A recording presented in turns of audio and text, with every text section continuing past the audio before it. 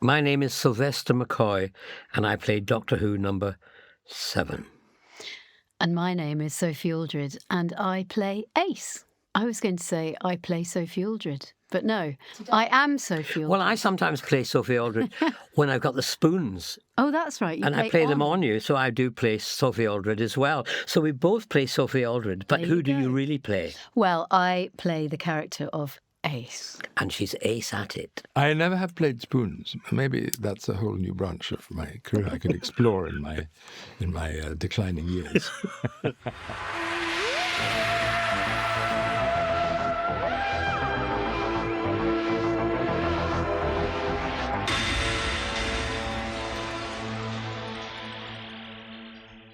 Well, in this story, we've got the wonderful combination of the world of fiction and the world of, well, not More fantasy. fiction. Yeah, more fiction.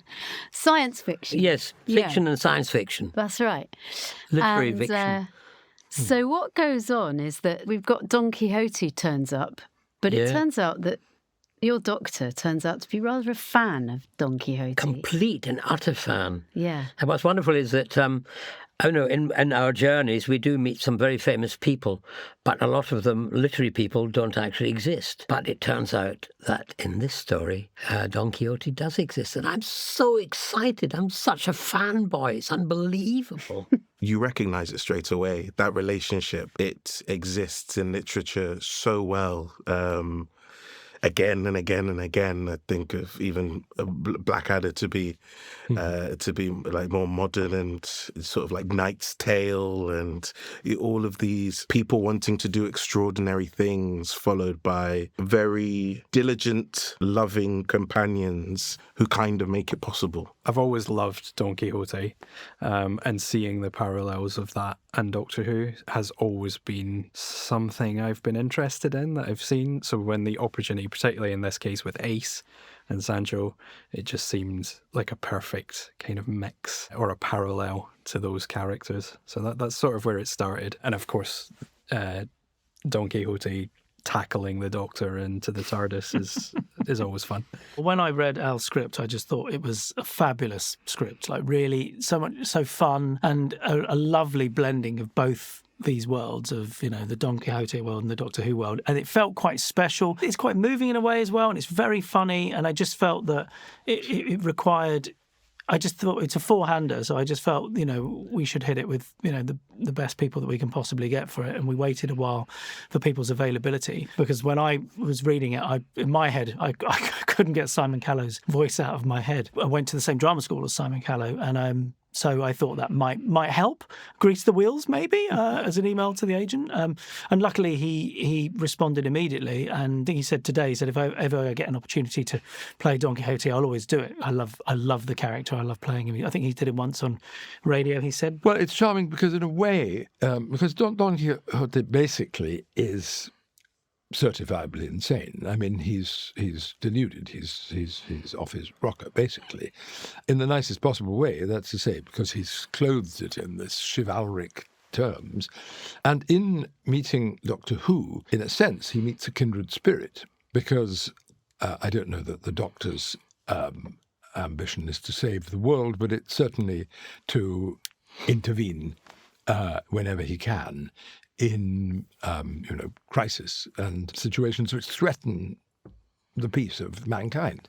So of course, they are, in that sense, kindred spirit. And Don Quixote, give him credit, it sees that very quickly through the fog of his brain. Once we had Simon, I'd been to the Globe to see a fabulous production of Much Ado About Nothing, and the fabulous Echo Quarti was playing Benedict, and he was the best Benedict I've ever seen. So funny and really real with it and moving, but just had the audience in the palm of his hand and just had that comedic timing, and with that, I suppose, the elegance which you need to, I think, play Shakespeare. He had that, but with a real sort of making it accessible at the same time.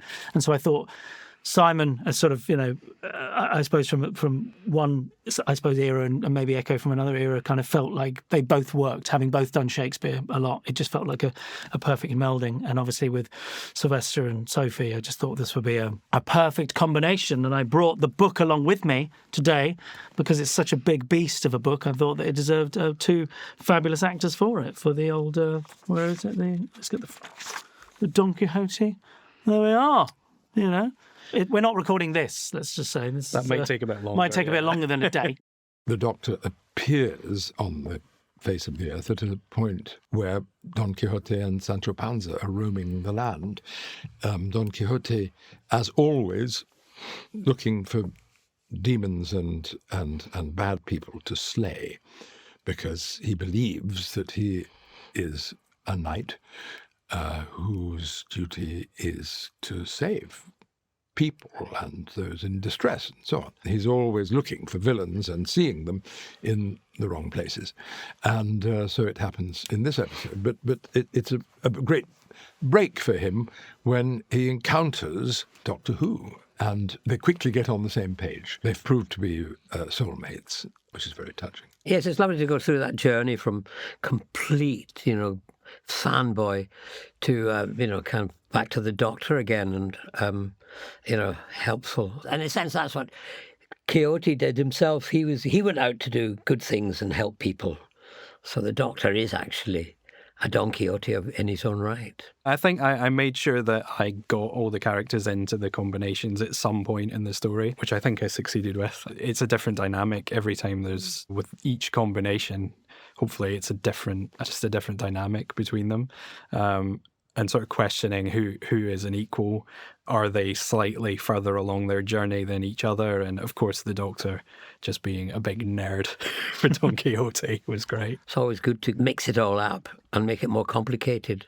We've always had scenarios where the Doctor says, you go and do this, and I'll go and do that. But of course, it makes it much more interesting for the viewer / now listener, because you get to see how the characters react in different ways with different people. Yeah.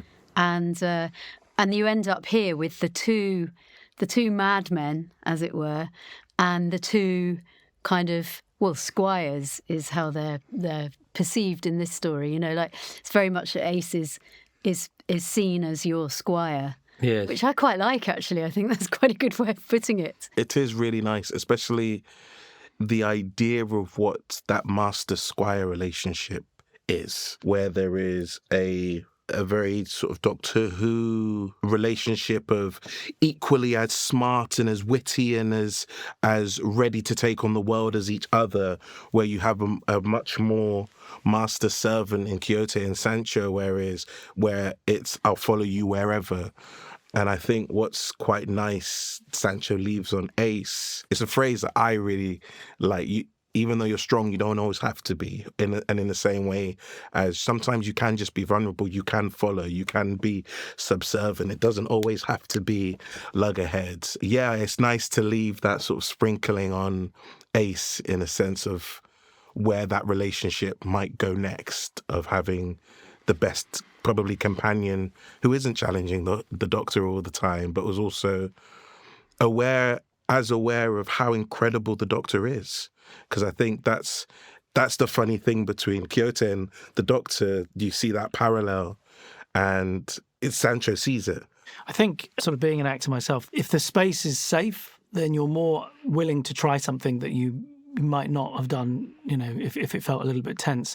And so I try and make the environment as fun as possible, so people feel free to, suggest something or try something, and then out of that sometimes you get lots of little happy accidents because people are feeling sort of confident I think so much of it comes through relaxation and confidence, whether that's directing or acting. And when you've got the calibre of actors that are in here, you kind of just let them off the leash and just see what they're going to do, and they all play off each other beautifully. And of course the wonderful writer. Alan is great. And it's funny because I was reading the script and my husband said, who wrote this one? And I thought, oh, well, it must be Matt Fitton or somebody like that, because he writes really well. Russell, John Dorney with the comedy. And then I looked and I thought, Alan, I've never heard of him, but this is a really great script.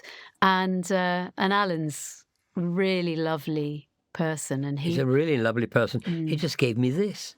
There's a mug, you see, from Dunoon. All the good stuff. Well, anyway, it's a pity there wasn't any in it. That would have been a really good gag. It's from Dunoon, where I come from. His father lives there now, and this is a gift from him. Dunoon, it's a bonny wee tune. I've just stood up and I'm going to sit down. I mean, in terms of favourite moments, there's 2 bucket lists ticked off for me today. There is writing for the Seventh Doctor and Ace, and then there is Don Quixote and Sancho. So it's a weird day. So in terms of favourite moments, just the entire experience is phenomenal.